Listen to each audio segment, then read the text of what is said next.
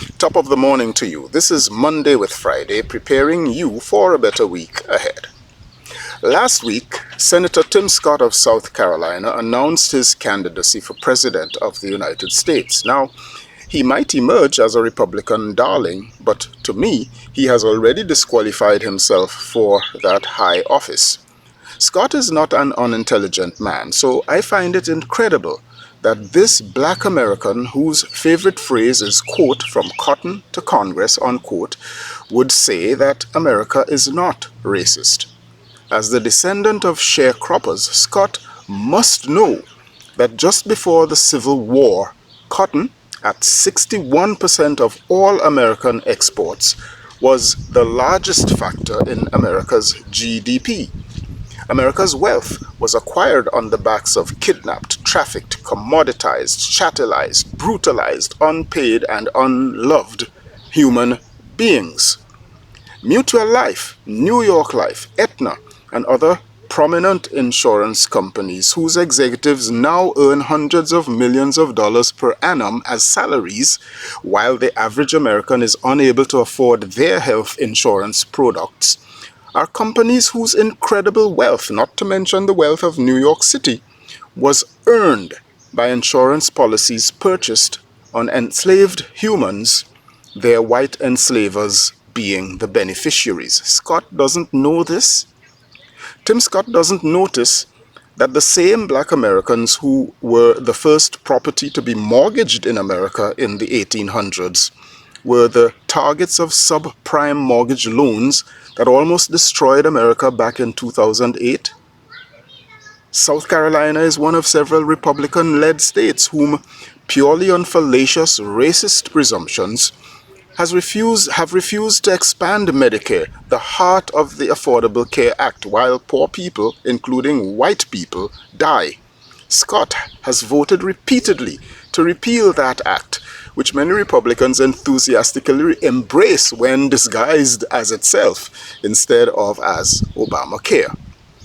America's wealth and social lines today were earned and drawn respectively at America's dawn, already saturated with racism. The 55 white men who crafted the U.S. Constitution were either slave trafficker supporting slaveholders or otherwise, with a couple of exceptions, persons who had no qualms about slavery. Driving the ethics of America at that time was a religion perverted and weaponized to justify the racism and the wicked subjugation of black Africans to the most reprehensible of conditions ever. That Constitution required a 13th Amendment 100 years later to make it less racist. Tim Scott must know that according to the Brookings Institute, American whites hold nearly 8 times the wealth black Americans possess. If you listen intently between the lines, his insulting and, yes, racist suggestion as a reason for this is that blacks are lazy. No, no, no. Scott should not tell lies, especially not on people consistently targeted for disadvantage. Now, I know these aren't the things some Americans care to remember on Memorial Day, but I know what Scott is doing. He knows that some black Americans want to hear a black man say that America is not racist. He knows that such Americans find it easier to burn books and ban courses that reveal truth about racism rather than face truth. They call information indoctrination, and they dislike or fear the consequences of truth-telling, even if it would bring justice at long last, not only for one or two minorities, but also for many white Americans who do suffer the consequences of racism also. A man desiring the presidency who denies that America is racist shall never address the rise of anti-Semitism violence in America. He shall never ask what it meant that armed militia groups grew by 700% when a black man was president, or fix the problems the answers reveal. He wouldn't see economic imbalance or care to address it.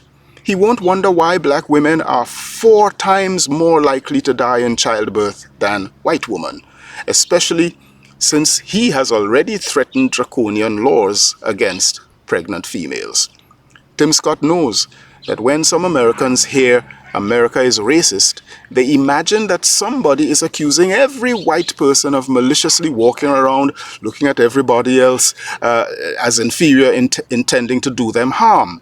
He knows that there are people who, when they hear "we shall teach truth about slavery in schools," imagine a syllabus telling kids that white people are evil and black people are victims.